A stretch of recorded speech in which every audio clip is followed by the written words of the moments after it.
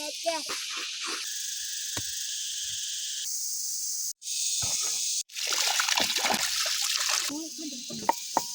ผักของเฮา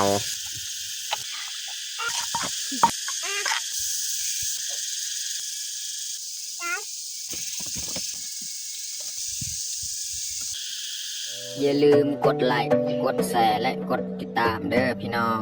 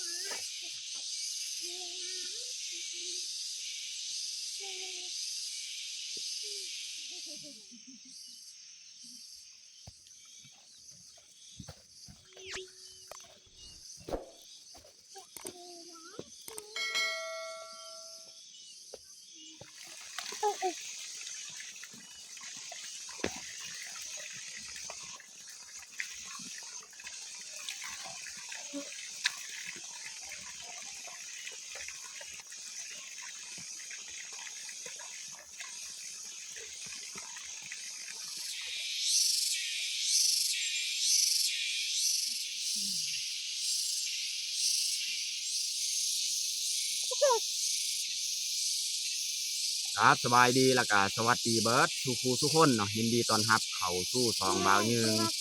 แล้วก็มื้อนี้ก็มื้อที่ซองพาลูกพาเมียเขามานอนให้บัดนี้เมียทักทายFCอยากฟังเสียงเว้าเสียงจาเพิ่นสบายดีFC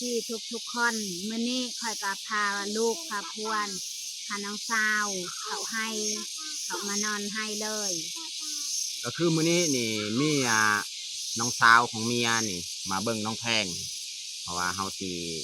มานอนให้ก็เลยให้น้องสาวของเมียนี่มาเบิ่งน้องแพงน้องพ่ออยู่ให้พอเฮากับเมียก็ต้องเลยเล็งสักเขาให้เพื่อให้มันแล้วไวซะโอเคมีแต่ทุกคนติดตามเบิ่งเนาะสำหรับมื้อนี้แล้วก็ตอนค่ำจักหน่อยเนาะบางทีเฮาสิเฮ็ดเป็น2 EPเลยเนาะเฮาสิใช้ชีวิตในไร่ในป่าเนาะ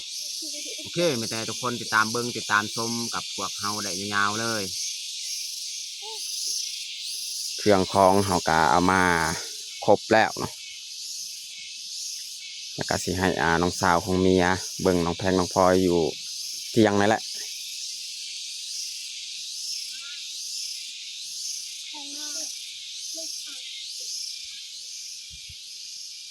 นี่แหละบนนอนบนอยู่ของเฮานี่อันนี้ก็คือน้องสาวของเมียให้ข้าเจ้าอยู่ในเที่ยงและน้องแพงน้องพลอยอยู่เที่ยงวันนี้เฮากะสีเตรียมออกไปซักเขาให้ต่ออีกพี่น้องเนาะคุณและทั้งเทิงนี่แดดกะเริ่มซองแล้วพี่น้องเนาะนี่เฮากะสีส้มน้ำยาใส่ข้าวเปลือกเนาะเราต้องส้มทุกครั้งที่เราซักมาเราปลูก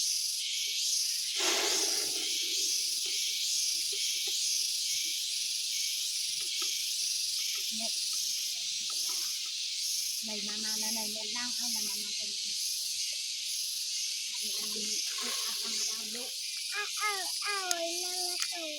ใส่น้ำยา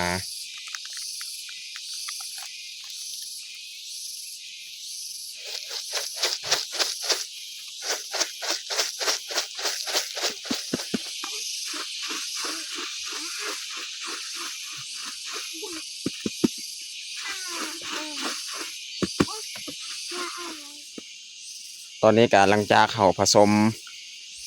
น้ำยาใส่ข้าวเปลือกเรียบร้อยเขาก็สิเริ่มออกไปซักข้าวเลยพี่น้องเนาะเพราะว่าแดดจะแห้งแล้ว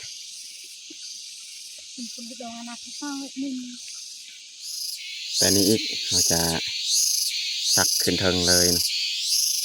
เขาต่อจากเมื่อวานทั้งพุธนะ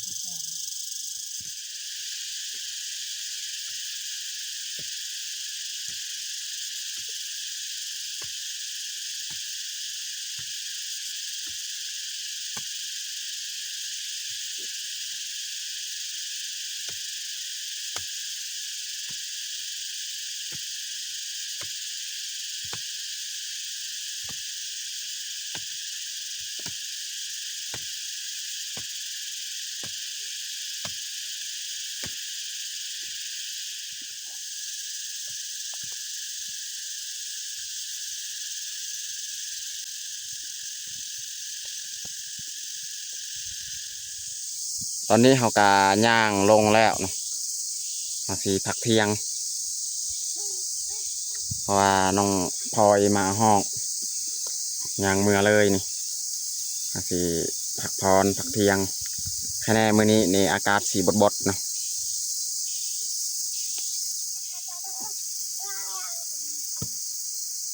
เนี่ยเขาจะเอาฟืนมาดังไฟฟืนแถวเก็บใบในมื้อนั้นแหละ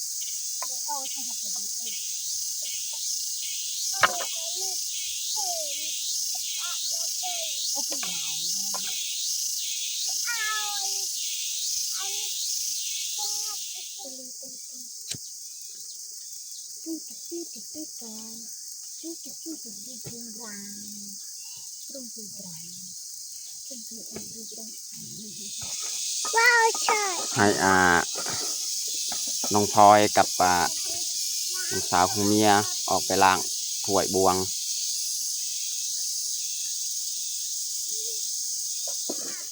นอกผักนี่คือเปล่านั่งถึงจัดดาวดูดาว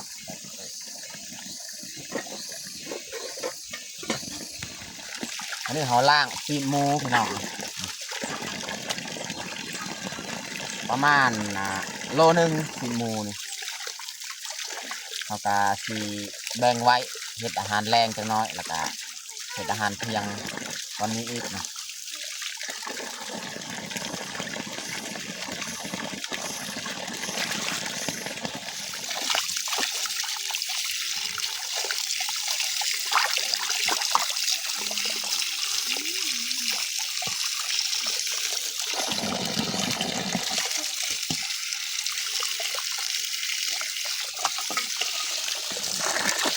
ล้างผักกาด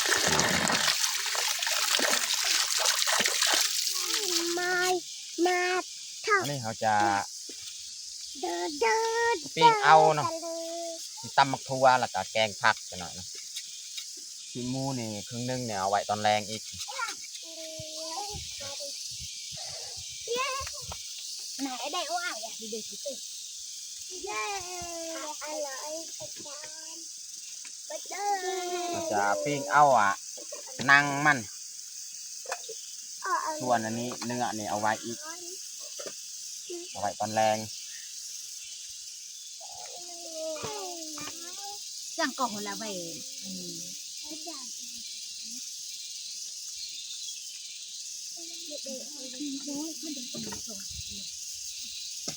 ơi đừng mày hai cho mày tao à นี่เขาสีตำพริกกระเทียมสีมาใส่แกง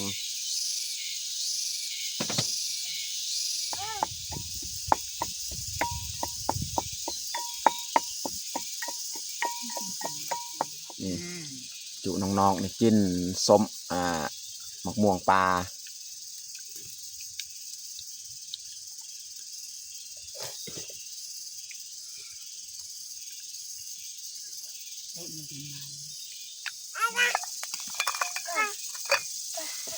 กระฟดบัดนี้เราจะใส่พริกกระเทียมที่เราตำ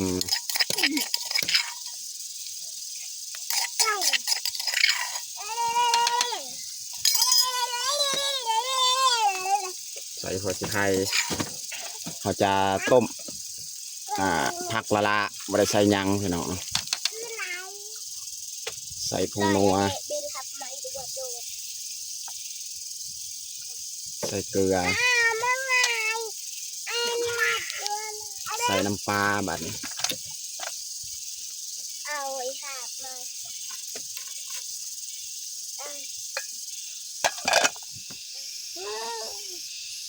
โอ้ยมาติดต่อเอื้อนพี่น้อง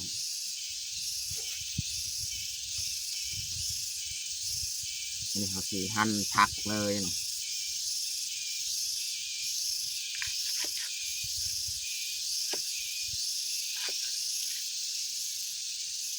ไม่ได้เขาจะใส่ผักเลยนะพี่น้องนะ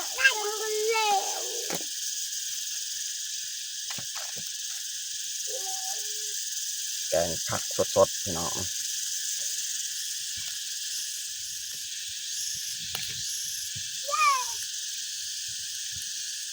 อีนางโมพี่น้อง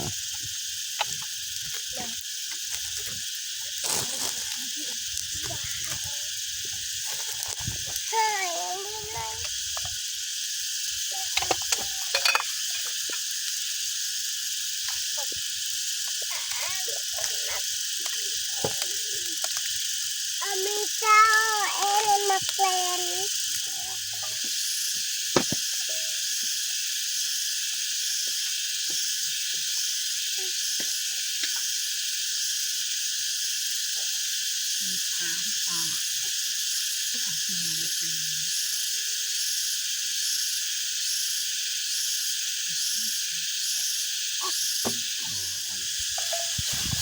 ตอนนี้ก็น่าจะสุกแล้วแกงผักของเฮา ไม่จอตัวจ้ะ สุดท้ายใส่หอมบัว ไม่จอมัน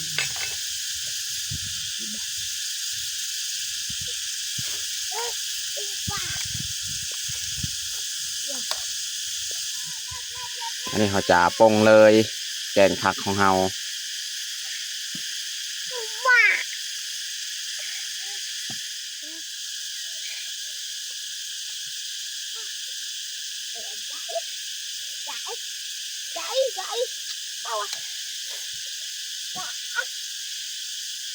อันนี้เขาจะเทน้ำใส่เลยนะ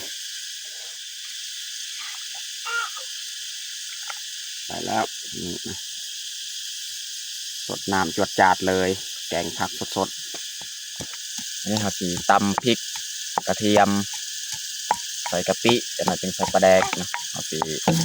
มาตำมะครัวพี่น้องนะ เอาจ้าบ้าใบอีกแค่ อันนี้เขาจะใส่เลยมะขัวของเฮา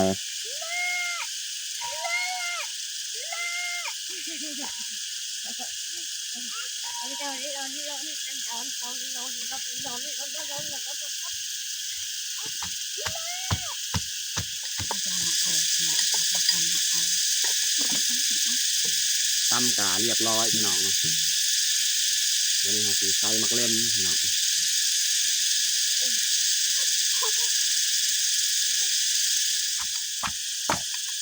วันนี้เขาใส่ปลาแดกอีกพี่น้องเนาะใส่ปลาแดกสำเร็จรูป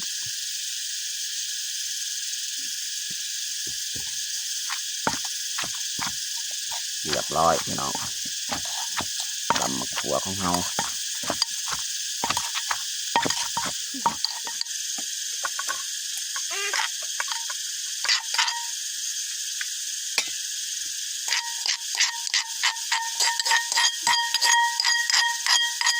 เรียบร้อยตำบักทั่วของเฮาตอนนี้ก็สุกเรียบร้อยแล้วนี่นางมูของเฮา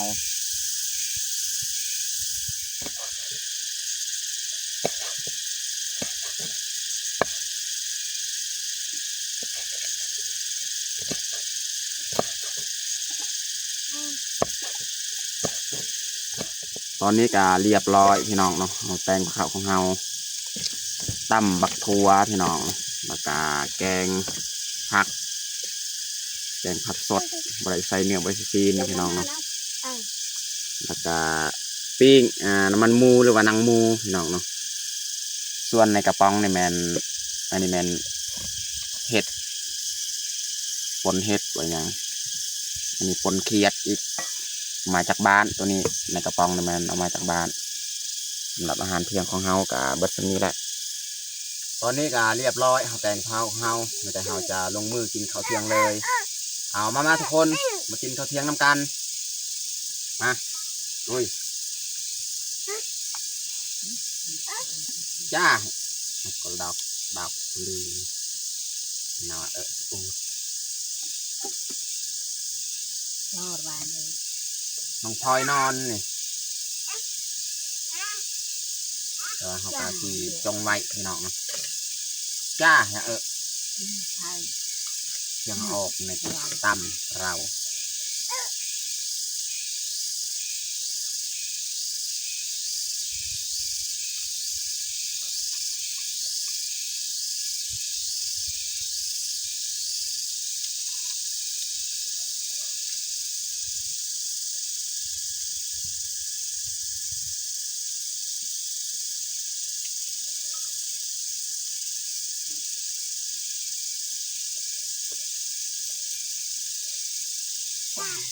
จัง จ้าใช่ เยอะมากิน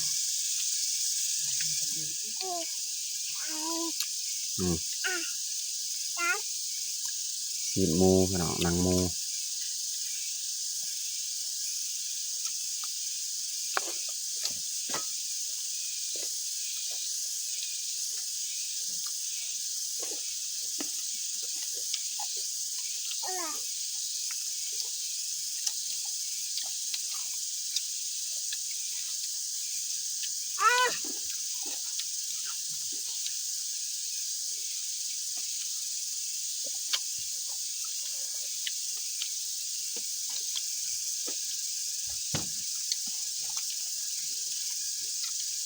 ปนเคียดอาหารเช้า เจ็บวันละเราบ้าง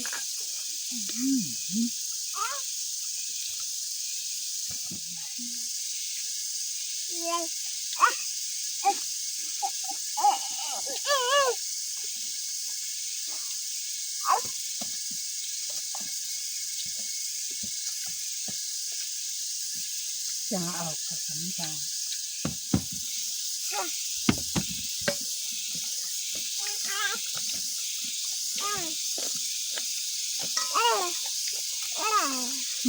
หักเลยหักแรงหักจัง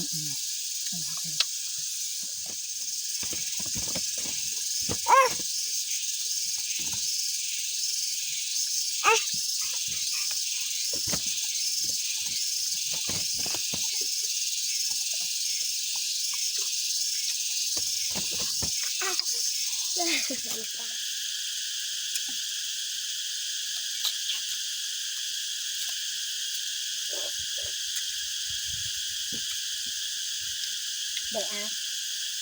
หลังจากเขากินข้าวกินน้ำเรียบร้อยเขาก็กินอ้อย